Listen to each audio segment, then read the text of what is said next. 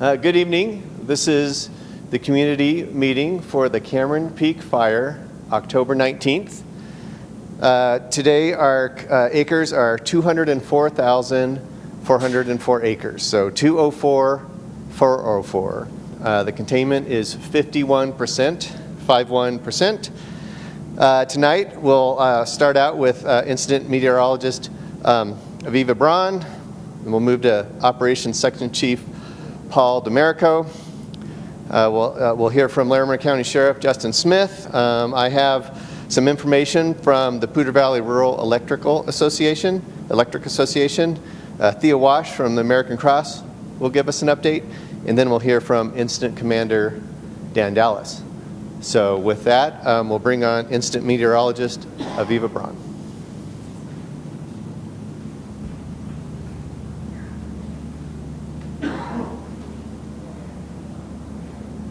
Good evening, everyone. My name is Aviva Braun. I'm an incident meteorologist serving with the Rocky Mountain Type 1 team. My day job is a meteorologist serving with the National Weather Service in Cheyenne, Wyoming. And I'm going to tell you a little bit about the weather that we had today and what we have going forward. So today we had near critical fire weather conditions, meaning we had gusty winds. We were actually gusting out of the west and southwest between 30 and 40 miles per hour today consistently. And we had low humidities. We did get down at one station at the CSU campus, Ross station. We did get down to 14%. So that one station did hit critical fire weather conditions, which we would normally term red flag warning criteria. And today, since it was so isolated, we just didn't go for that. Tomorrow we're looking at another day that's very similar to what we had today. We're going to start off with a mountain wave event. It's going to be a weak mountain wave event. So if you're thinking about mountain wave events and the huge push that we had Tuesday into Wednesday of last week and then Friday into Saturday, last night we actually had one too. They were weaker versions of the ones that we had previously, and tonight's is even weaker than last night's, just to give you some perspective. So that's what we have tonight. So they will be challenging at times for our night shift, especially since we'll have low humidities overnight, which is called polar recoveries. Usually we would really like to have those recoveries, meaning we want to give our fuels, the vegetation, time to rest, absorb some moisture so that they can regain some of their composure, but we haven't been giving them that for the last couple of days. They're stressed continually day and night. And that's what we have again tonight. So we will have the winds, we will have the humidities low. So there is some difficult weather conditions that the night shift tonight will have to contend with. Moving into tomorrow, we're going to be near critical again, kind of like what we saw today. But as we saw today, we didn't really have much of an impact, and I'm expecting something similar for tomorrow. So that's a brief look at today and tomorrow. Going ahead, we're in a dry period, and we're going to continue on that trend through Thursday morning. I've issued a local red flag warning for this fire that will begin at 1200 on Wednesday and go through 0800 on Thursday. So that's noon on Wednesday to 8 in the morning Thursday morning. And the reason why I did that is we'll still have those gusty winds. We'll be in the range that normally in the Weather Service we would say are critical, so that's 15% or lower for those humidities. We will have gusts that are high, so red flag warning for that. But then going into the nighttime period, we're just going to have such poor recoveries, I couldn't not issue it for that overnight period. We will have gusty winds overnight, Wednesday night into Thursday morning, and our humidities will be at 20%. The last few nights that we've had poor recoveries have been anywhere from 30 to 40%. So we're going to be having that. So it's going to be difficult for those firefighters that are working that night shift Wednesday night into Thursday morning. So that's the short term. Briefly looking ahead, I know a lot of people have heard about some potential moisture that we'll be getting. Just want to touch on that briefly. We will be getting some moisture here. The big question is how much and what impact will that have on the fire? So if we think about back to September, we did get a foot of snow on this fire, but just behind it, we got just behind it, excuse me, we got really dry weather. We got a ridge of high pressure that moved in and just evaporated all of that. So that's what we're looking at for this one as well. So no matter what we get, I don't see it sticking around for long. We do have the cold temperatures in our favor. It will take longer. It just really depends on how much. So when we talk about how much, one of the things that we really like to look for is consistency between guidance, between model runs. So we have inconsistency within the models and then model to model with timing, where the moisture is coming from, how quickly it moves through, if it's slow, if it's quickly. So all I can say is for certain, we will get colder, we will get higher humidities, and we will get something for moisture. I'm just not sure what that will be on this fire and how long it will stay and whether it'll have that impact. That's all I've got for you. If you have any questions, I will be hanging around to answer your questions. Thank you. Okay, thanks, Aviva. Next up, we'll have Operations Section Chief Paul DeMerico. Good evening, Paul DeMerico, Operations Section Chief, Rocky Mountain Team 1.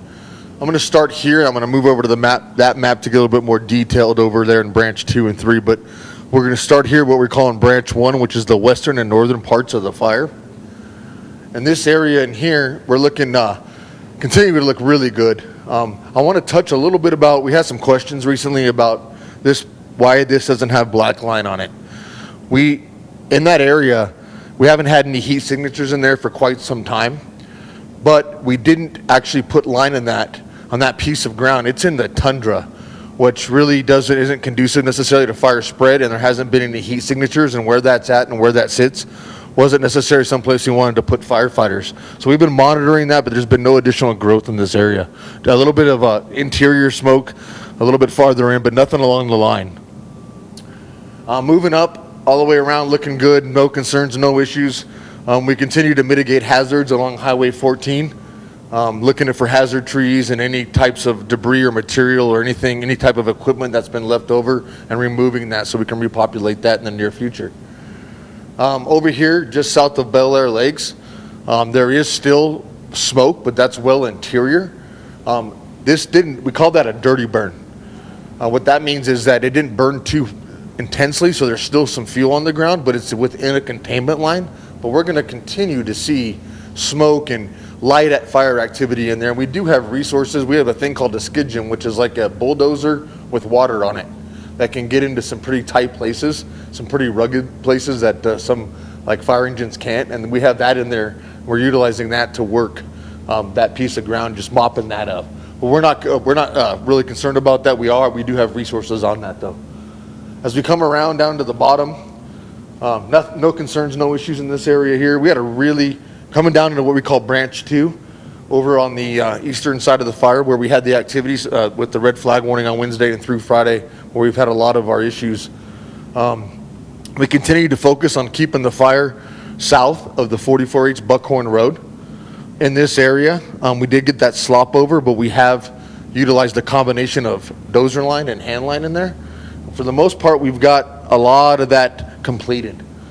We do have an area that it's a little bit active and not necessarily conducive for direct line, so we're tying into we call the Boogie Woogie Road, and then bringing that down to tie that back into the 44H. There has been direct line in here, and then also in these areas here. So we're starting to feel really confident about that, and here in the coming days, hopefully we'll be able to show some containment line on that. We need to put a little bit more effort into mop up and securing that before we do that, just to ensure that that's solid. Let's move over into division uniform. This is the spot fire that occurred, I believe it was on Friday, and it got really active. We have, for the most part, gotten all the way around this with a combination of road systems, dozer line, and hand line. We do have a little bit of a section right in this area right here that got a little active today. It's a backing fire. It's not a head fire. It's just really steep, rugged ground for our fire folks. Definitely not for heavy equipment as well. And so we're looking at a couple different alternatives.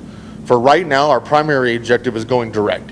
And we still think that if given the weather forecast, we may have a possibility to continue that tomorrow.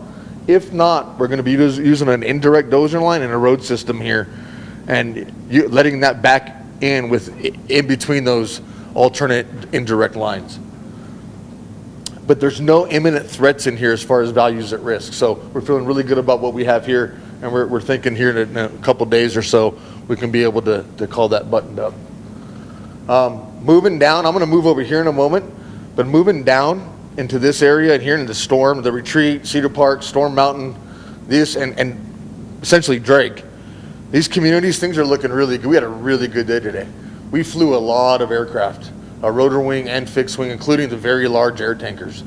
We had we call it MMA, a multi-mission aircraft flight that does the infrared.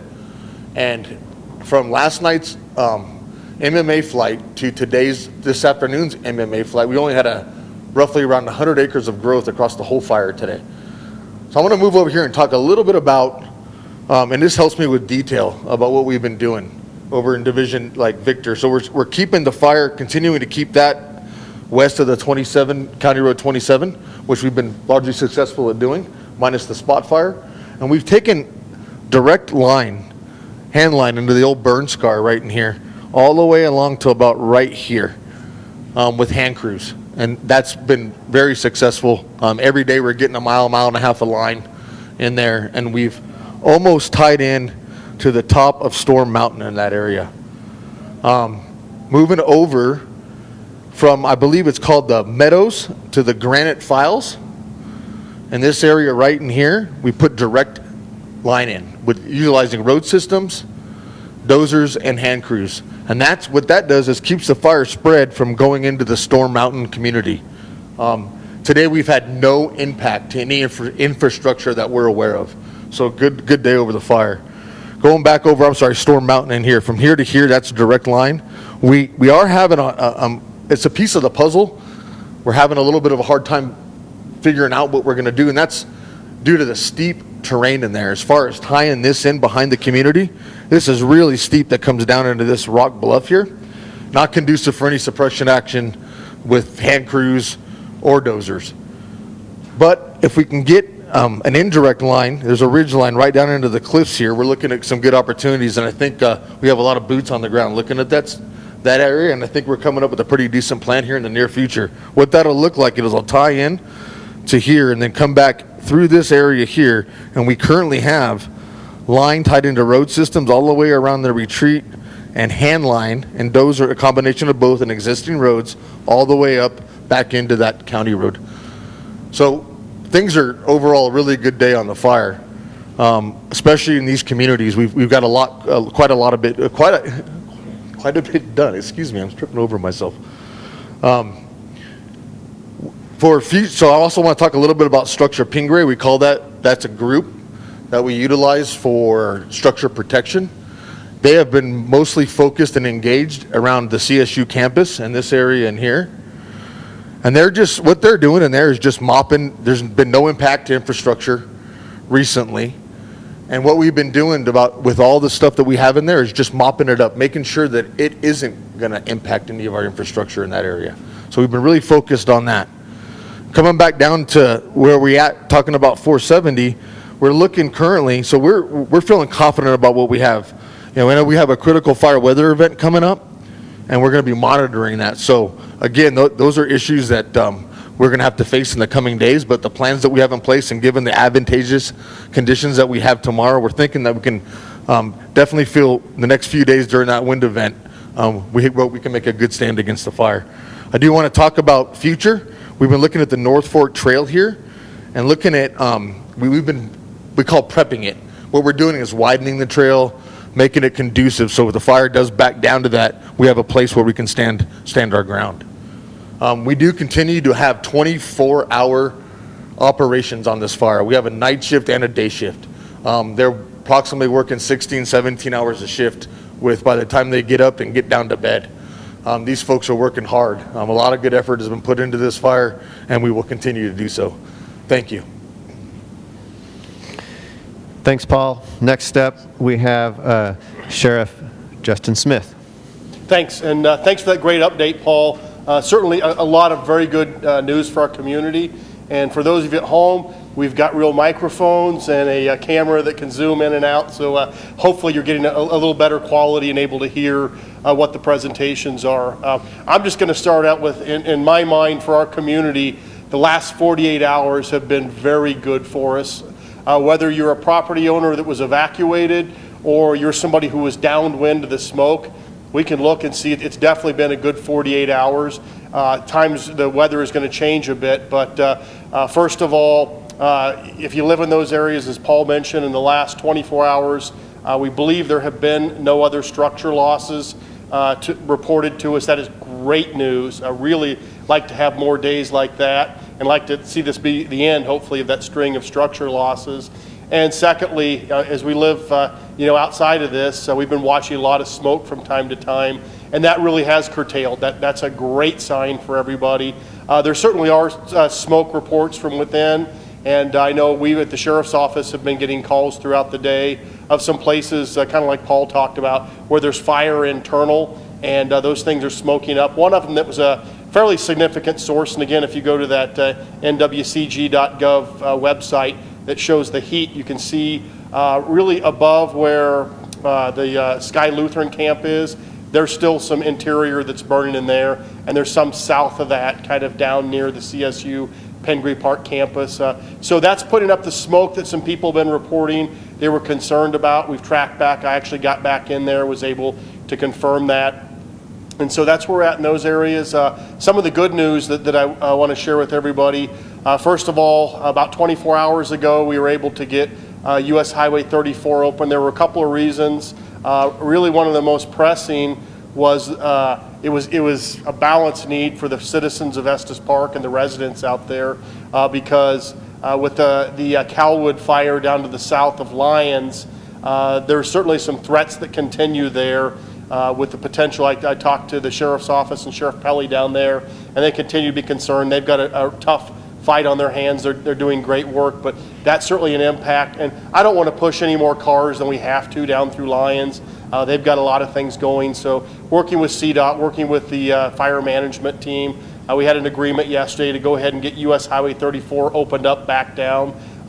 It did create some conflict, and I apologize to the citizens of the Big Thompson Canyon, because as that rolled out initially, because of our concern, if you see the heat that is still on that south part down there by Storm Mountain, we continue to have concerns about the ability for that to jump out and create havoc down on 43 and Highway 34. So we'd held that as a evac zone. However, talking with residents and seeing the impacts there, we made a change a little bit earlier this evening and rolled that back to a voluntary. It really is, and I understand it's hard to justify that we're letting cars get through there, but telling citizens they can't put their head on a pillow in their house for the night.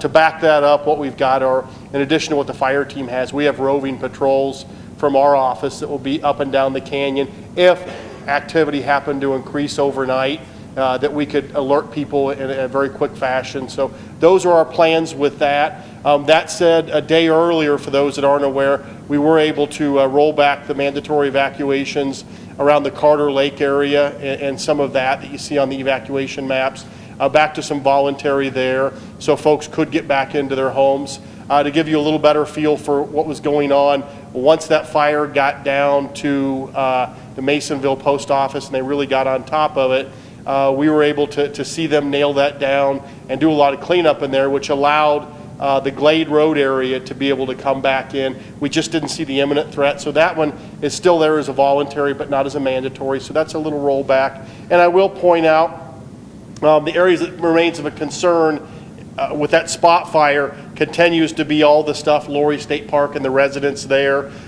This spot fire is the reason that we have not lifted these evacuations through this zone. While I'll agree they're doing a tremendous job on that fire, nobody wants to get complacent with the ability of these kind of fires to jump back out. Would be irresponsible for us to take that for granted. So with that, we need to get that, have the teams get that nailed down and tell us they're more comfortable before we can get folks out of mandatories here. I know it's rough. We apologize, but there's just a high risk in there. Same thing for Wrist Canyon as it would back up. We still have the evacuations there because if this fire jumps, we've seen this happen before, it can shoot up canyon there. So we continue to have concerns. One of the things that I want to address for everybody that's concerned on Highway 14, I know in addition to the residents that have been evacuated, that it's created a real challenge for transportation, for commerce, getting up and down that canyon. It's been a little while since we've had very active fire in that canyon. So we've been having a lot of conversations about getting that highway open back up. It's actually fairly complicated because that is actually a mixture of working with the fire team along with Poudre REA to deal with the poles. And they've told us they believe within less than a week they should have all of that line work done so they can get power back to the area. They can get that safe back up in there. And I believe there's also crews that are coming through with that and looking for those trees that are in danger of coming down on the highway. So I know there's a lot of work that gets done with that as well. Another area that I do want to address this evening, or actually two areas. One is down in Estes Park. We continue to communicate with the town government and the folks up in Estes. That threat remains, in my mind, a fairly small threat right now for anything pushing to Estes. But again, we're not complacent. We look at that continually. If that were to change, we would be directly in communication with the town. And I also had a meeting, Dan Dallas and I were able to meet with the city managers and the fire chiefs from both Loveland and Fort Collins. Obviously, when that fire made the run on Saturday and we pulled the evacuations that we did all the way up to Devil's Backbone, naturally that created concerns in your communities and with your city management. And we had a good long conversation and we're able to really give them our logic and reasoning as to why, while it's always good to have the plans, everybody should have a plan for an evacuation.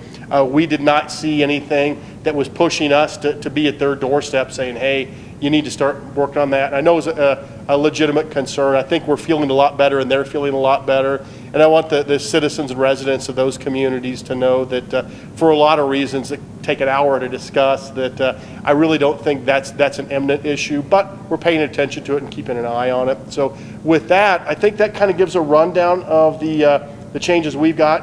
One of the things that I will add is we have damage assessment teams that are scheduled to go out first thing tomorrow morning. We're hoping for 10, we're at 8. A little bit like Dan's discussed before, you order as many as you'd like to have and you take what's available. I believe we've got 8 teams put together. Now, to understand what a damage assessment team is, it's going to be an expert that knows how to assess and look at the properties, determine what should be there, compare that against county records.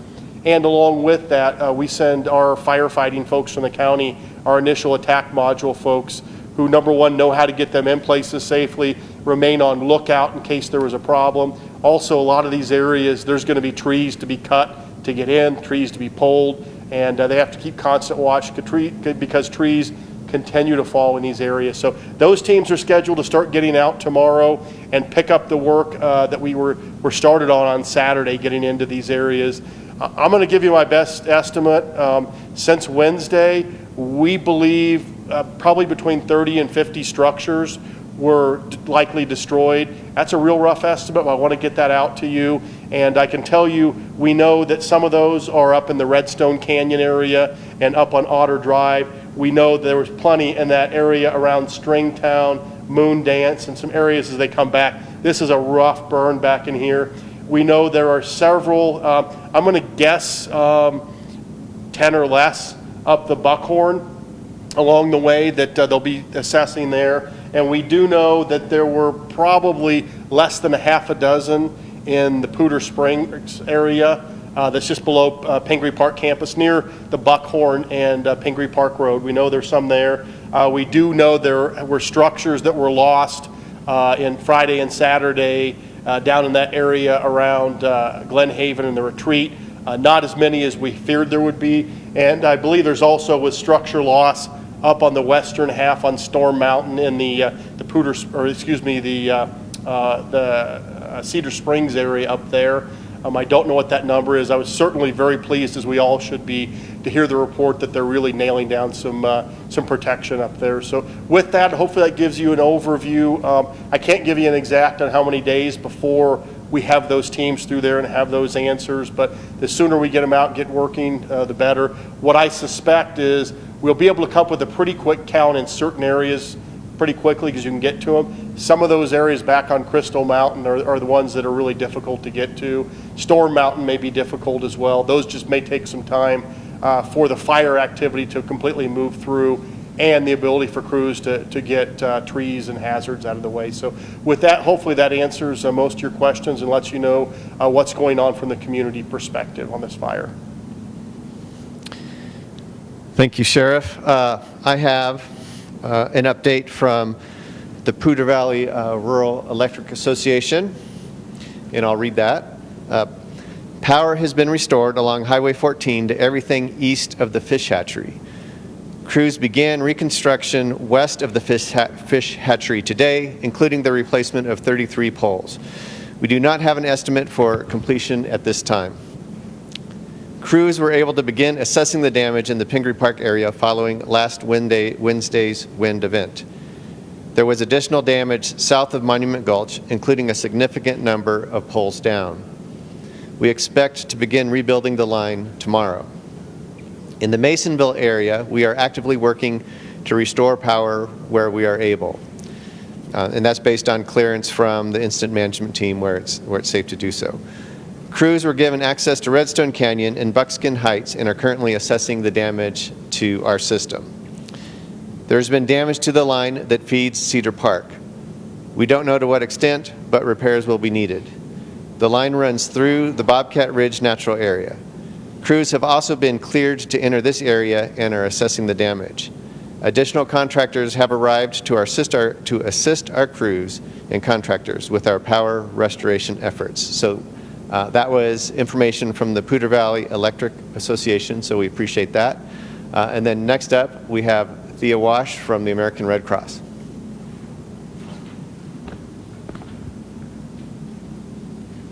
Good evening. My name is Thea Wash. I am from the American Red Cross from the southeastern chapter of this region down in Colorado Springs, but I am up here as a volunteer.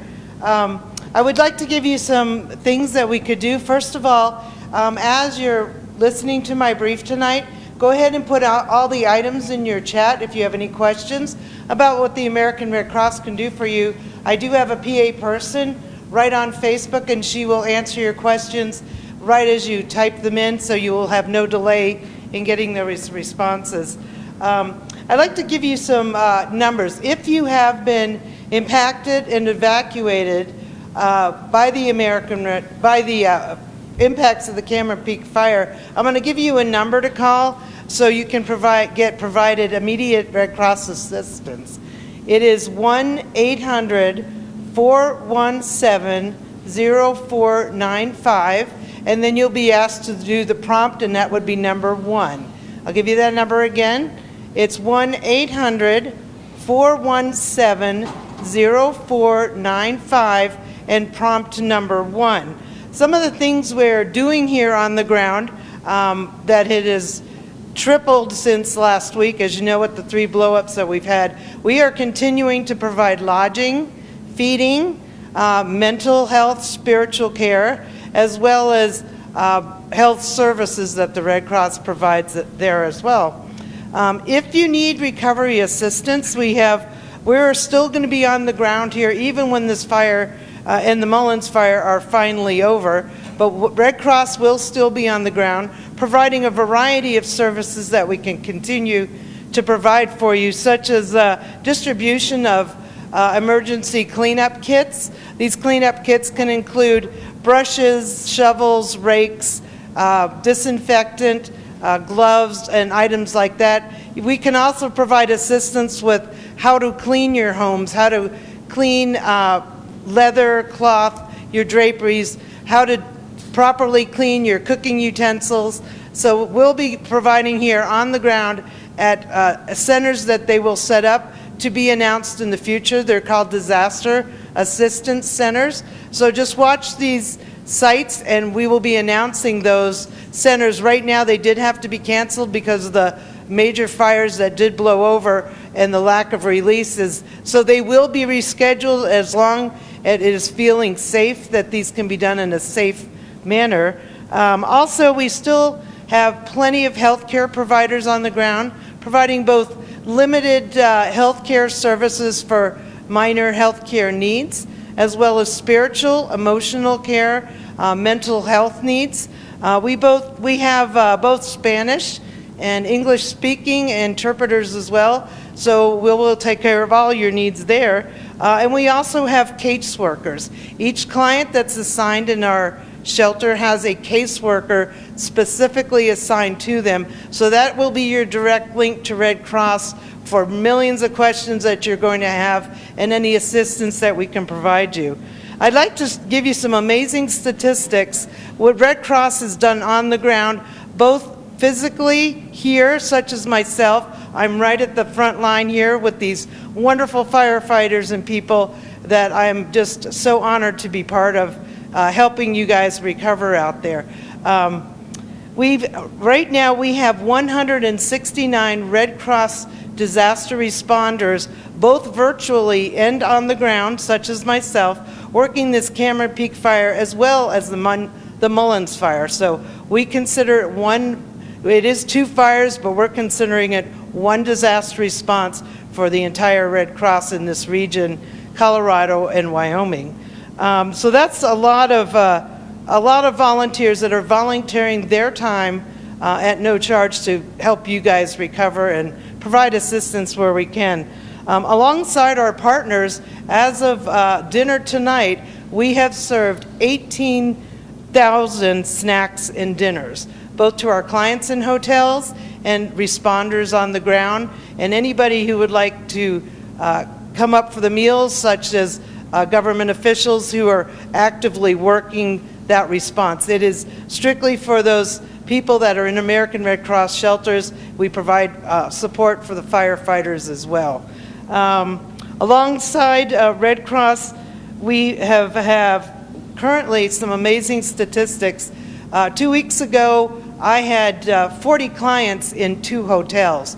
Right now, we have 1,300 evacuees in 570 rooms, 16 hotels, and now 3 KOA sites. So we still do have vacancies here and there, so don't worry if you are impacted, you will be sheltered. You will be sheltered, you will be kept safe and warm. So make sure you call that 800 number, 1-800-417-0495, prompt 1, and you will be taken care of. We do practice COVID in all of our shelters. You are required to wear masks when you're in public places. So Red Cross does not have any letdowns on COVID. Social distancing in shelters, we're providing all of that support as well. A lot of people have come around and asked me, how can I help you? How, especially after this last blow up, the third one, what can we do to help you? Unfortunately, because of COVID, we cannot accept material donations any longer, but we can use your support. Our primary responses to our people is support for those folks for recovery and immediate sheltering and support in those shelters. The best way to help these people during COVID is to provide your financial support or volunteering of your time, because we could certainly use any help we can get to move all this logistical stuff now to support all these people. So to sign up, if you'd like to do that financial support and volunteering of your time, just go to the redcross.org site and you'll be able to sign up there and tell us what you need. If you want your financial donations to specifically stay to this area, you want to put in the where would you like your donations to go. You could put nationally. It'll give you a different areas that you can specify where you'd like to put your money to. If you want it to stay locally, what you're going to do is put DR 567 2021, and that will stay to the Cameron Peak Fires, Mullen Fires, and that money will come back nationally to specifically support this fire here. So I know a lot of people want to know, how do you volunteer for the Red Cross? Start with volunteering there. I am a volunteer for the Red Cross. I deploy both nationally and locally. This is a local deployment for me.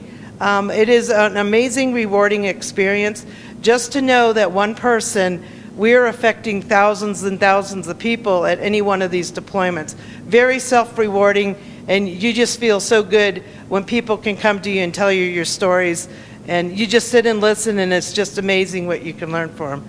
I appreciate your time tonight, and thanks very much. Thank you, Thea. Now I'll have Incident Commander Dan Dallas. Thank you to our partners, Red Cross. That's incredibly useful information. Again, I'm Dan Dallas. I'm the incident commander for the Cameron Peak incident here.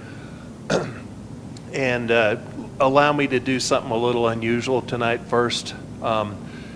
So when we get called to a fire like Cameron Peak, I launch along with 63 other people that I consider my team. And then, of course, we join people, or people join us and become part of our team.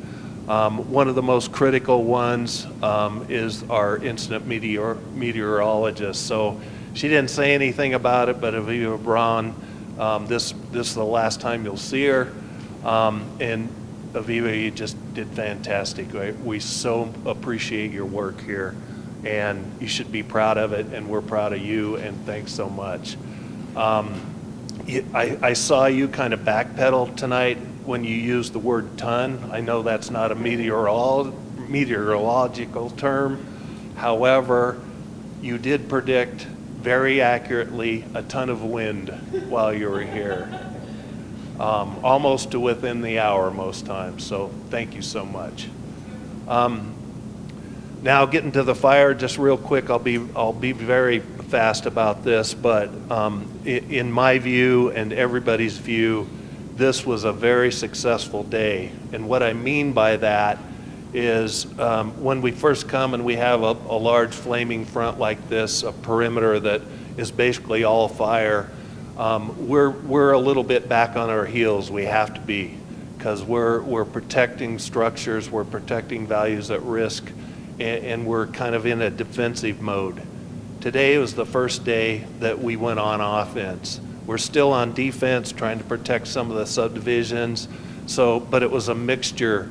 But we had clear, what we call clear air all day. We used a lot of air resources, everything from the very largest air tanker available to us to the smallest single engine air tanker to large helicopters, medium helicopters, and all the other things. So we had a very good day. We were able to secure or start to secure a lot of lines, so we went on offense today. We only had 100 acres of growth, and the fortunate part of it today and the unfortunate part of it in past days was it was a good day today because this is the first day we haven't lost a structure since we've been here, and we had 100 acres of growth where we were getting in the thousands before. So feeling good about that, and really been urging my folks to keep this momentum that we build up today off into the future. So really appreciate people's time tonight, and thanks for your interest, and looking forward to some better days in the future. Thanks. And don't go too far, Dan, because we'll start with some questions for you. Questions. Paul had to leave for another meeting, so we have a few operational questions. But the first question is, when you look at the containment, last night we reported 62, and today we reported 51. So can you explain kind of how that works? Absolutely. I meant to do that. So we've had 62, which is mostly this part of the fire, the north and the west end of the fire. And we've been at 62, but over the we're reporting in arrears, so we're reporting a day back. That's what goes in. So that's the first thing. And if you think over the last couple of days, we've had some pretty significant growth flanking on the fire. So it's grown from being narrow when it first ran did the run of 17 miles. It's increased out here, the 2,400 acre spot. And so it's basically from a combination of fire growth that took us back from 62% to actually 51%. And that's a very accurate figure because we have the infrared perimeter that we get from the Colorado multi-mission aircraft, and then our infrared plane that flies over at night every few nights. And then our geographic information specialists actually measure pretty much every foot of it. So it's reduced from 62% to 51% because of fire growth, basically. Okay, thank you for that. I was hoping to get more information about over in Division Uniform on that north side where Paul was talking about the challenging terrain and the fire's backing and what our strategy is there and why. The why is we're going to continue to keep it as small as possible, so we're going to continue with our indirect strategy. We feel like we've got it, what's the word I want, corralled. It's not contained, but there's still active fire in a very steep place, a lot of heavy timber, a lot of down timber, a lot of fuel in there, very difficult to get in on with, literally walking for our firefighters. So they're going to continue to try and go to what we call direct on it. But if it's not going to work and it continues to have active fire in there, eventually what we could do is bring it down with the dozer line. The dozer line's in now, and then use a road system up here, and then just join it with the main fire, so you'd have fire on both sides of 27, County Road 27, the Stove Prairie Road, right next to the road on both sides. So the hope is to keep that as small as possible where it is. If we can't do that effectively or safely, then we're going to look at some other indirect We really options. are loath to try and introduce fire down close when we still, we're close to some really, subdivisions, houses, things like that. And the introduction of fire, even though it's a practice and we use it all the time, we're very careful about introducing new fire, putting new heat and new fire into a place, because even though we're pretty good at it, we can't control everything, and we don't want to throw some more uncertainty into an already uncertain situation if we can avoid it. Okay, thanks, Stan. And then one more question. If you could explain more about how the aircraft were used in Division X-ray, and just, we had very large air tankers, we had helicopters. How are we using that aircraft? I'll use the map to explain some of that. So on a place like this that we just talked about, heavy fuels, things like that, the most effective thing, you'll never put it out with, but the most effective thing is to drop water directly on it from a helicopter, a bucket on a helicopter. When you're trying to slow the advance of a flame front, you use retardant. And so if it's a spot like near a house where we have open flame, but it's and we're trying to protect something that's, relatively small, then we use retardant out of a helicopter to do that.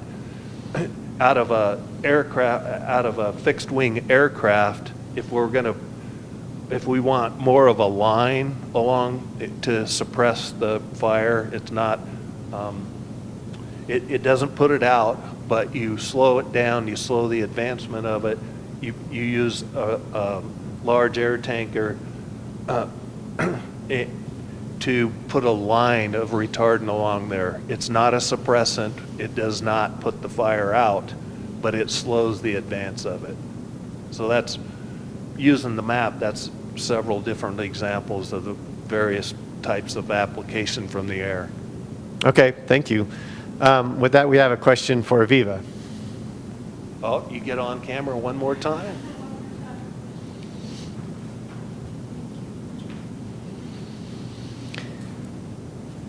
So again, if you could go over, we hear things like season-ending events and season-slowing events. We're hearing that there's some moisture coming in this weekend. So just how does all that relate? And if you could just give us more information on that. Yeah, so there is every single model, every single thing that meteorologist looks at to determine if we're going to be getting a system that is favorable for bringing moisture to the area. Everything that we look at is hinting that we will be getting something, some moisture to the area. But there's a lot of disagreement between different models, different model runs. I can get pretty complicated with this. There's lots of, basically, for those of you who are more familiar, each different model that we use is based off of a different equation. And then we take each of these equations and then start them with different factors and then let them run. And if they all come towards the same solution, then we know that we're on the right track. Those are called ensemble members. So what we look at for those ensemble members are easier to rely on because they're coming towards a similar solution. And then we have a mean that we use, and that's our deterministic model. All of these things are pointing towards different directions. The deterministic models especially are pointing towards different directions, and run to run, we run them several times a day out of our national offices, and each run has not been consistent with each other, and each model, the European, the American, the GFS one, the Canadian, none of them are coming towards similar solutions in terms of timing, amounts, even how the wave looks. So is it going to dig deep? Is it going to be shallow? Is it going to move slowly? Is it going to move fast? There's a lot of different factors that go into determining how much moisture we're going to get.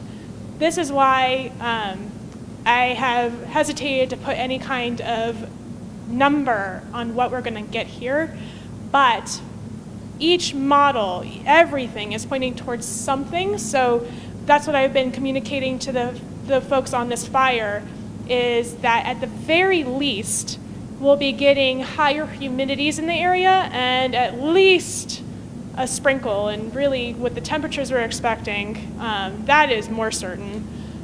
Temperatures are easier than liquid amounts and snow totals. But at least with that, we'll have some snow. Just don't know how much. So when we're looking for something, when we want a season-ending event, when we're hoping for that, because I know we're all getting frustrated with the number of fires and the constant drought that we're in. We want something that will just squash it. And I want to remind everybody that we did get a foot in September, and then it just went away, and then the fire started acting up again. So what we really want is a lot of moisture, and then we want it to stay around, and we want it to penetrate our fuels. The fuels are the vegetation. That's what's burning. The trees, the grasses, the sagebrush, all of those things. If we put moisture in them, if we were able to pull them out of the stressed situation that they're in, if we can do that, then we can put an end to this fire season. However, even if I were to put a number on the amount of moisture that we get here on this fire, in this specific location here, if we are able to put something on, we need it to stay. And we have the temperatures in our favor. Colder temperatures allow it to just sit a little bit longer than those warmer temperatures, and they just evaporate it way quicker. The colder temperatures that we're getting are in our favor. However, we're going right back into a drying trend behind the system. Every single ensemble is pointing towards a ridge, which is just dry. And with that, whatever comes will not stay long enough to make the kind of impact that we're hoping for in terms of season ending. So instead, I would encourage everybody to say potential for a season slowing event. We're going to put a little bit of a brake on it. We're going to hit the yellow light, but it won't be a red light. So. Okay, yeah, no, that's definitely helpful. And then a question just came in. When do you expect that I'm sure it varies, but when would you start thinking those models might converge? That's a really hard question. It could even be the day of. That's a really complicated question, actually. There are times where the models will just zero in on something, and we'll just know it in advance, and we'll days in advance, 2 days, 3 days. For a bigger event, that's a lot of time. That gives us time to actually prepare for something, a bigger event. Sometimes we won't know. Sometimes we won't get it until the day of. So it's hard to tell, and we're still out a few days. We are going to have a little bit of a clipper. It looks like it's not going to really give us any moisture. Mostly it will just give us wind on Thursday. And then I'm trying to remember, I believe it's either Friday or Saturday. That's the potential beginning, because again, there's timing issues between all of these different model runs. So it could start at some point Friday or Saturday, and it could end sometime on Tuesday. That is a big chunk of time. If we got moisture every single day, that would be great. I'm not sure that we're going to get that. But either way, we're looking towards the end of the week. If I can start seeing models produce the same thing over and over again, then I'll be hopeful. Okay, thank you. Mm-hmm. Appreciate all your help. Absolutely. So with that, we reached the end of the meeting. Just want to say a couple things. First is there were a number of specific questions for Sheriff Smith, and we'll direct those to the Joint Information Center, just so those can be addressed in more detail. I did want to hit again on something Thea said, and that was that, you know, in terms of people wanting to know what they can do, how they can help,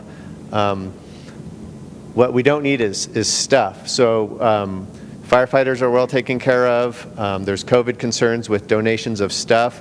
We're hearing that from local fire departments and others too. So there's other ways you can look at charities or different places you want to contribute that can help. But you know, especially this year in 2020, donations of stuff actually add complication to what we're trying to do. So appreciate everybody's support for this. Definitely keep the firefighters in your thoughts, and we will see you again on Wednesday night at 7:30. Thank you.